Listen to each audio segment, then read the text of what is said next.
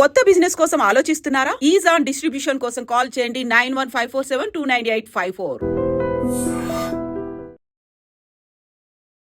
Hi hello నమస్తే, welcome back to our channel. నేను మీ వైషు. ఇంటి దగ్గర నుంచి రోడ్డు వరకు, రోడ్డు నుంచి స్కూల్ వరకు, స్కూల్ నుంచి కాలేజ్ వరకు ఎక్కడ ఆడపిల్లలకి ఎంత జాగ్రత్త పడుతున్నా కూడా రక్షణ లేదు, భద్రత లేకుండా పోయింది. కాలేజ్కి పంపిస్తున్నామంటే ఎంత నమ్మి పంపిస్తాం కాలేజ్ని అండ్ కాలేజ్లో ఉన్న లెక్చరర్స్ని, ఫ్యాకల్టీ ఎవరైతే ఉన్నారో వాళ్ళందరినీ. అయితే ఒక అమ్మాయి చాలా ధైర్యస్తురాలు, మంచిగా చదువుకుంటుంది. అలాంటి అమ్మాయి సడన్గా సూసైడ్ చేసుకుని చనిపోయింది. ఎందుకంటే ఒక వాలీబాల్ కోచ్ అవుట్ సైడర్ ఆయన ఇబ్బంది పెట్టారు, తన మాటలతో తన మెసేజ్లతో బాగా ఇబ్బంది పెడుతున్నారని చెప్పేసి. ఎందుకని అమ్మాయి అలా సూసైడ్ చేసుకోకుండా కాలేజ్లోనో ఇంట్లోనో కంప్లైంట్ ఇచ్చి ఉండకూడదు? ఈ విషయం గురించి మాట్లాడడానికి ఈరోజు నాతో పాటు సోషల్ యాక్టివిస్ట్ కృష్ణకుమారి గారు ఉన్నారు. మేడంతో మాట్లాడదాం. హలో మ్యామ్, నమస్తే. నమస్తే. బాగున్నారా? సో నిజంగానే ఎక్కడా జాగ్రత్త లేదు, ఎక్కడా భద్రత లేదు, భయం భయంగానే పెంచుతున్నారు కష్టపడి. కాలేజీకి పంపిస్తుందంటే ఎదిగొచ్చిన పాప చదువుకుంటుంది మంచిగానే, కాలేజ్ ఈవెంట్ ఫెస్ట్ వచ్చారు, బయట నుంచి ఇన్స్టాగ్రామ్ అకౌంట్ పట్టుకున్నారు, మెసేజ్లు చేశారని చెప్పేసి ఆ అమ్మాయి చనిపోయిందా అంటే డౌట్ ఒకటి ఉండిపోయింది. అసలు ఏం జరిగితే అమ్మాయి అట్లా అంత పెద్ద డెసిషన్ తీసుకుంది అని. ఇది మట్టుకు చాలా బాధాకరమైన విషయం. ఇప్పుడు ఈ పాప గురించి మాట్లాడుకుంటే జస్ట్ 19 years, దాదాపు డిగ్రీ సెకండ్ ఇయర్ ఫైనల్ ఇయర్లో ఉండాలి. స్పోర్ట్స్, చదువు, టాపరు, స్విమ్మింగు, కారు డ్రైవ్ చేస్తే, బైకులు డ్రైవ్ చేస్తే, మల్టీ టాస్కింగ్ ఉంది అమ్మాయి దగ్గర. మరి ఇంత డైనమిక్గా ఉన్న అమ్మాయి ఎందుకు సూసైడ్ దాకా వెళ్ళింది అని ఆలోచిస్తే, ఇప్పుడు వీళ్ళు చెప్తున్న దాని ప్రకారం వాలీబాల్ కోచ్ ఎవరు అవుట్ సైడ్ నుంచి వచ్చి, స్టాఫ్ కాదు, కాలేజీ స్టాఫ్, స్పోర్ట్స్ స్టాఫ్ కాకుండా బయట నుంచి వచ్చి వీళ్ళకి కోచింగ్ ఇస్తున్నాడు అనేది అర్థమవుతుంది. అతను మరి ఆడేటప్పుడు ఇప్పుడు ఏం చేస్తున్నారు, ఈ సెల్ ఫోన్ ఒకటి వచ్చిన తర్వాత అన్నిటినీ క్యాప్చర్ చేస్తుంది. ఒక వాట్సాప్ గ్రూప్ క్రియేట్ చేసి నేర్చుకునే పిల్లలందరికీ సారు కూడా అందులో ఉండి ఇవాళ కోచింగ్ ఉంది అంటే ఉంది అని, లేదు అంటే లేదు అని, ఏదో ఈ ఇన్ఫర్మేషన్ ఇచ్చుకోవటానికి ఈ సెల్ ఫోన్ని ఎక్కువ వాడుతున్నారు. ఈ ప్రాసెస్లో ఈ అమ్మాయి ఫోను ఆ గ్రూప్లో ఉంటుంది కదా ఫోన్ నెంబరు, మరి అలాంటప్పుడు ఆ అమ్మాయికి ఇన్స్టాగ్రామ్ ద్వారా ఆ అమ్మాయిని ఫాలో అయ్యి ఆ అమ్మాయికి ఏవో మెసేజెస్ పెట్టారు అనేది ఒక వాళ్ళు వెలిబుస్తున్న విషయం. దీనికి పాసిబిలిటీ లేకపోలే. ఎందుకంటే ఒకప్పుడు ఒక అమ్మాయితో మాట్లాడాలి అంటే ల్యాండ్లైన్ ఫోన్లు కూడా లేని రోజుల్లో గంటల తరబడి వెయిట్ చేయాల్సి వచ్చేది రోడ్ల మీద, కాలేజీల ముందు, గేట్ల ముందు. మగపిల్లలకి చాలా అష్టకష్టాలు ఉండేవి. ఇప్పుడు ఆ అష్టకష్టాలు ఏమీ లేవు. ఈ ఫోన్ల ద్వారా అసలు ల్యాండ్లైన్ ఫోన్ వచ్చిన దగ్గర నుంచి ఏదో ఒక అవకాశం వచ్చింది. ఈ అవకాశం వచ్చిన తర్వాత ఇప్పుడు సెల్ ఫోన్ వచ్చిన తర్వాత ఇంకా మొత్తం అవకాశం వచ్చింది. ఈ స్మార్ట్ ఫోన్ వచ్చిన తర్వాత వేధింపులు ఎక్కువయ్యాయి. చాలామంది చెప్పుకోవట్లేదు, కొంతమంది బాధపడుతున్నారు, లొంగిపోతున్నారు, డబ్బులు ఇస్తున్నారు. ఎందుకు చేస్తున్నారు ఇవన్నీ అంటే, వీళ్ళు ఏం చేస్తున్నారంటే ఈ అమ్మాయి ఫోటో పంపమని అడుగుతారు. అవును, జస్ట్ స్నేహంలానే ఉంటుంది. ఈ ఫోటో వాళ్ళ దగ్గర ఉంటుంది. ఈ స్నేహాలు చెడిపోవటమో లేదు, దీని నుంచి డబ్బులు రాబట్టాలి అనే ఒక దుర్మార్గమైన ఆలోచన వచ్చినప్పుడు ఏం చేస్తారంటే ఈ ఫోటోకి మార్ఫింగ్ చేసేసి వేరే అమ్మాయి నగ్నంగా ఉన్న ఫోటోకి ఈ అమ్మాయి తలబెట్టేసేసి ఇదిగో ఈ ఫోటో నా దగ్గర ఉంది నీది. ఇప్పుడు ఆ అమ్మాయికి బలంగా తెలుసు అది నేను కాదు అని. కానీ అది నిరూపించుకునే లోపు నేనేం బదనామవుతాను, నన్ను ఎంతో నమ్మారు నా తల్లిదండ్రులు, నాకెంతో స్వేచ్ఛనిచ్చారు, నా నమ్మకంతో నన్ను కాలేజీకి పంపించారు, నా తల్లిదండ్రులు నన్ను అపార్థం చేసుకుంటే నేను భరించలేను అనే ఉద్దేశంతో ఆడపిల్లలు చాలామంది ఆత్మహత్యలు చేసుకుంటున్నారు, వాళ్ళకి లొంగిపోతున్నారు. ఇలాంటివి చెప్పి ఓయో రూములకి రప్పించుకుంటున్న వాళ్ళు కూడా ఉన్నారు. ఇంట్లో నుంచి బంగారం వాళ్ళ ఇంట్లో వాళ్ళే దొంగలయ్యేలాగా చేస్తున్నారు. ఇప్పుడు అవతల వ్యక్తి ఉద్దేశం ఏంటో మనకు అర్థం కానప్పుడు, అర్థం కాకముందే మనం కొంచెం ఫ్రెండ్లీగా మూవ్ అయ్యాము అంటే, దాన్ని అడ్వాంటేజ్గా తీసుకునే మెంటాలిటీ వాళ్ళకు ఉంది అంటే మనం దొరికిపోయినట్టే. చాలా ఈజీ అయిపోయింది. ఇప్పుడు ఇంత ధైర్యమైన అమ్మాయి నిజంగా ఇలాగే జరిగి ఉంటే కూడా, ఇంత ధైర్యంగా ఉన్న అమ్మాయే ఫేస్ చేయకపోతే అసలు ధైర్యం లేని అమ్మాయిల పరిస్థితి ఏంటి చెప్పండి? అదే కదా. అసలు ఇప్పుడు మామూలుగా కాస్త పిరికిగా, కాస్త బిడియంగా, కాస్త భయంగా ఉండే అమ్మాయిలు ఇంకెంత మోసం చేస్తున్నారో ఆలోచించండి. ఇప్పుడు ఇది సైబర్ క్రైమ్కి వెళ్తుంది ఈ కేసు. ఏది, ఆ అమ్మాయి కంప్లైంట్ ఇస్తే వెళ్తుంది. ఇప్పుడు ఈ కంప్లైంట్ ఇచ్చే లోపు ఇంత స్వేచ్ఛనిచ్చిన తల్లి, మేము చాలా స్వేచ్ఛనిచ్చాము మా అమ్మాయికి, మా అమ్మాయి ఏదంటే అది చేశాము అని చెప్తున్నారు ఆ తల్లిదండ్రులు. చాలా సంతోషం. ఇప్పుడు ఆడపిల్లలను అంత ఎదగనివ్వడం చాలా గొప్ప విషయం. ఒక్క మాట వాళ్ళు అన్నారనుకోండి, ఆ అమ్మాయి నేను భరించలేనేమో అనుకుందేమో.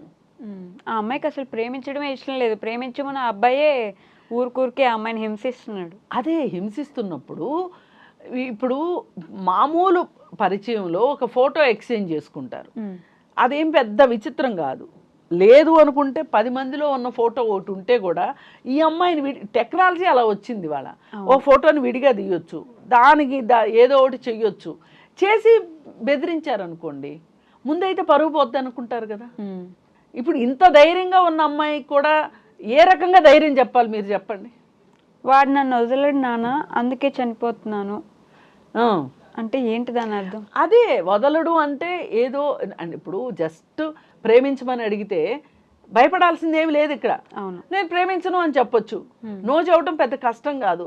అది ఇంకా విసిగిస్తుంటే పోలీస్ స్టేషన్లో కూడా కంప్లైంట్ ఇవ్వచ్చు. కానీ అంతకు మించి ఏదో చేశాడు అతను, అదేంటో తెలియట్లేదు. ఇప్పుడు అతని ఫోను, ఈఎంఐ ఫోను విశ్లేషణ చేస్తే పోలీసులు పట్టుకోదలుచుకుంటే అదేం పెద్ద భ్రమరహస్యం ఏమీ కాదు, పట్టుకోగలుగుతారు. అది పెద్ద పెద్ద స్మగ్లర్లని, టెర్రరిస్టుల ఫోన్లనే వీళ్ళు డీకోడింగ్ చేసి పట్టుకోగలుగుతున్నారు, రహస్యాలన్నీ బయటికి తీయగలుగుతున్నారు. అలాంటప్పుడు ఇదంతా చెప్పండి. బట్ అవుట్ సైడర్స్ కాలేజ్కి వస్తుంటే కాలేజ్ ఏం చేస్తుంది, యాజమాన్యం ఎందుకు పట్టించుకోలేదు? ఇప్పుడు ఫంక్షన్స్, ఫెస్టివల్స్ అవి జరిగినప్పుడు బయట వాళ్ళు కూడా వస్తారు. అసలు మామూలుగా కూడా ఆడపిల్లలు ఉన్న కాలేజీకి అవుట్ సైడర్స్ వస్తారు. ఇప్పుడు ఈ కాలేజీలో ఉన్న అబ్బాయిలే, ఒకవేళ అబ్బాయిలు కూడా ఈ కాలేజీలో ఉంటే అబ్బాయిలు వాళ్ళ ఫ్రెండ్స్ వస్తారు. ఆ ఫ్రెండ్స్ కాలేజీల్లో ఫంక్షన్లు జరిగితే వీళ్ళు వెళ్తారు. అమ్మాయిలు ఇంత వెళ్ళే అవకాశం ఉండొచ్చు, ఉండకపోవచ్చు. కానీ ఇప్పుడు మేబీ వెళ్తే వెళ్ళుండొచ్చు. ఇప్పుడు మా కాలేజీలు మేము చదువుకున్న రోజుల్లో కూడా 40 ఏళ్ల క్రితం కూడా కాలేజీకి వేరే కాలేజీల వాళ్ళు వచ్చేవాళ్ళు. ఇప్పుడు ఇంకా అప్పుడంటే ఐడెంటిటీ కార్డులు కూడా లేవు, ఎవరు వచ్చింది ఎవరు వెళ్ళింది తెలిసేది కాదు. కాకపోతే ఏంటంటే అప్పుడు ఈ ఫోన్లు అనే దరిద్రం లేదు కాబట్టి చాలామంది చాలా ప్రశాంతంగా ఉన్నాం. ఇవాళ ఈ ఫోనే మనకు శత్రువు, ఇది మనం అర్థం చేసుకోవట్లా. ఫోన్ లేకపోవడం అదొక పెద్ద ఏమంటే స్టేటస్ తక్కువలాగా ఫీల్ అవుతున్నాం మనం. అసలు ఫోన్లే మెయిన్, ఫోన్లే నాశనం. వాళ్ళకు కూడా ఇలా చెయ్యొచ్చు అంట. ఇప్పుడు చేసే మనస్తత్వం ఉన్నా కానీ చేసే అవకాశం రావాలి కదా. అవును, మనస్తత్వం ఉండటం కూడా తప్పే కాదనట్లా. కానీ అది ఎగ్జిక్యూట్ కానంత వరకు, రెండో వాళ్ళకి ప్రమాదం కానంతసేపు ఎవరి మనసులో ఏముందో మనం కనిపెట్టలేము. కానీ ఈ ఫోన్ అనేది ఉండటం వల్ల ఈ ఫోటోలు, పైగా ఇంకొకటి కూడా జరుగుతుంది, బాగా స్నేహంగా ఉన్నప్పుడు రాత్రులు ఫోన్లు చేసి అమ్మాయిలు కావచ్చు, అబ్బాయిలు కావచ్చు, తెలిసిన వాళ్ళు మీ న్యూడ్ పిక్స్ పంపించమని అడుగుతున్నారు. అవి పంపారే అనుకోండి, ఇంకా అయిపోయింది.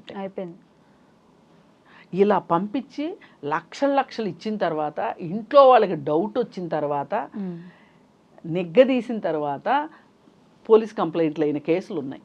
కాకపోతే పోలీసులు ఇట్లాంటి కేసులు బయటికి చెప్పరు. అంటే జరిగిందని చెప్తారు, వివరాలు పేర్లు బయట పెట్టకూడదు కాబట్టి చెప్పరు. వస్తూనే ఉన్నాయి కంప్లైంట్లు. తల్లిదండ్రులు కాలేజీని యాజమాన్యాన్ని తప్పు పట్టట్లేదు. ఎందుకు తప్పట్టట్లేదంటే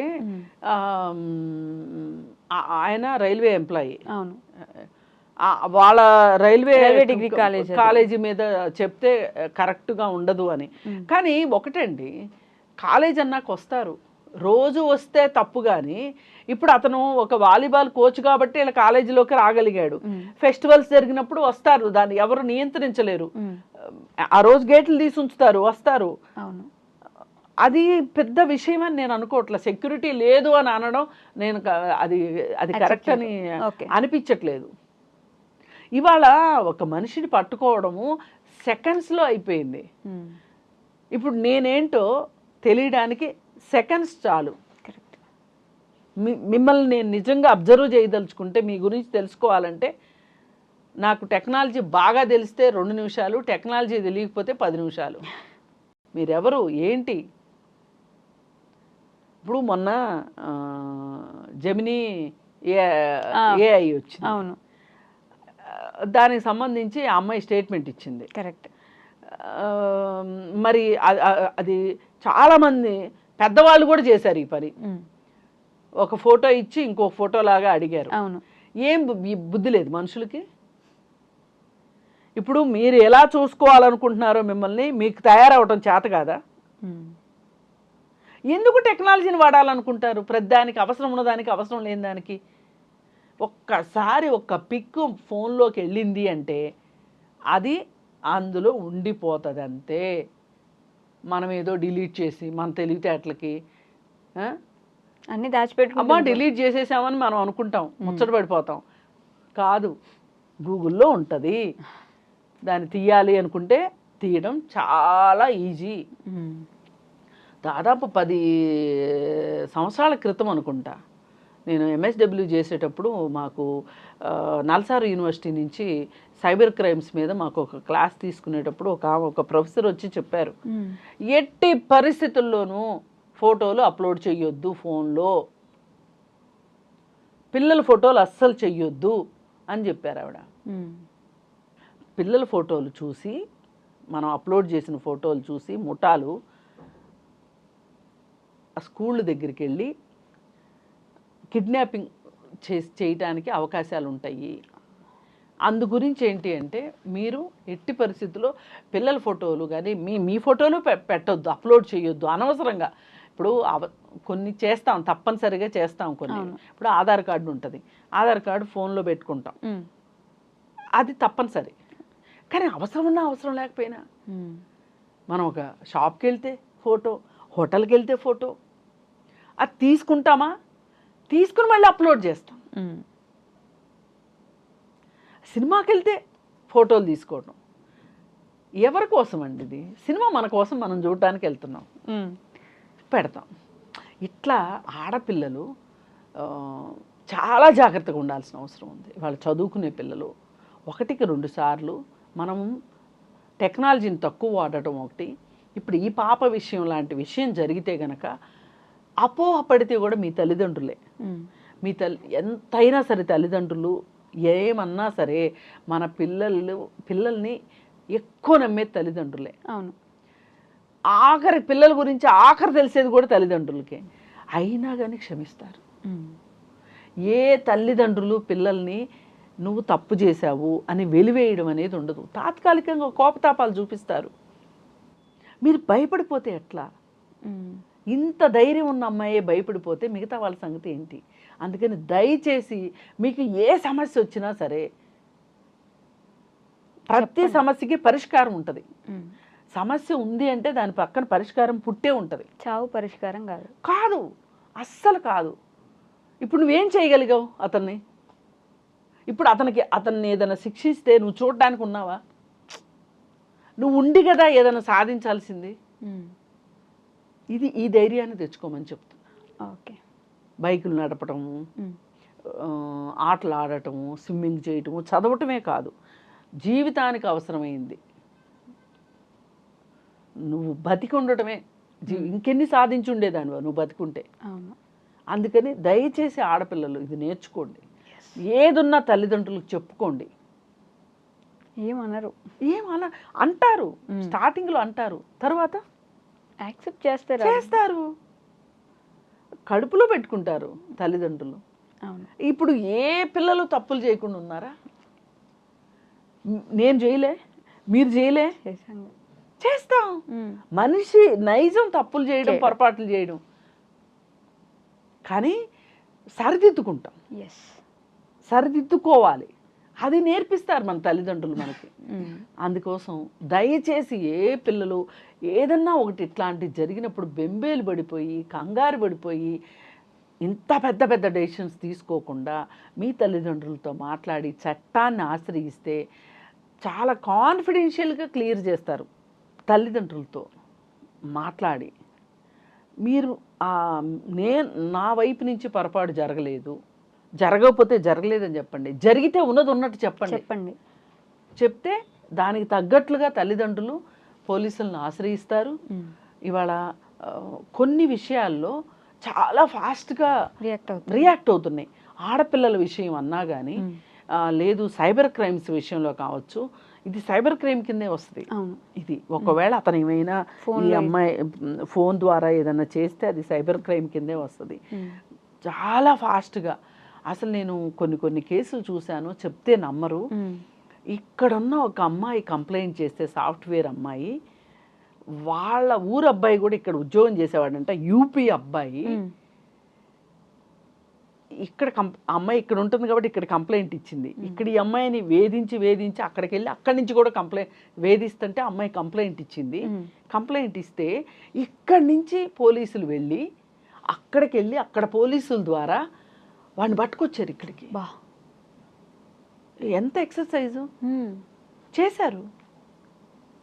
అందుకని చేస్తుంది పోలీసు. నమ్మండి, పోలీసుని నమ్మండి, చట్టాన్ని నమ్మండి, తల్లిదండ్రులు నమ్మండి, అంతేగాని అర్ధంతరంగా ప్రాణాల మట్టుకు తీసుకోవద్దు. Okay ma'am, thank you. And for more videos, please subscribe to iDream. Please subscribe to iDream. Please subscribe iDream. And please subscribe to iDream. For more videos, subscribe to iDream. please like, share and subscribe to the channel. Congratulations, iDream. Subscribe to iDream. Subscribe to iDream. So subscribe to iDream Media. iDream ki iDream team andarki huge congratulations. Please subscribe iDream Media. Please subscribe to iDream. Subscribe iDream. Please subscribe to iDream. iDream అంటే నా కళల ఛానల్ను subscribe చేసుకున్న నోరు తిరుగుతలేదు, మీరైతే గంట గుర్తు కొట్టండి. For more such videos, please subscribe to iDream. Subscribe to iDream. Please subscribe to iDream. Please subscribe iDream Media. Please do subscribe to iDream. Please subscribe to iDream Media. For best entertainment and information, please subscribe iDream. And don't forget to subscribe to iDream.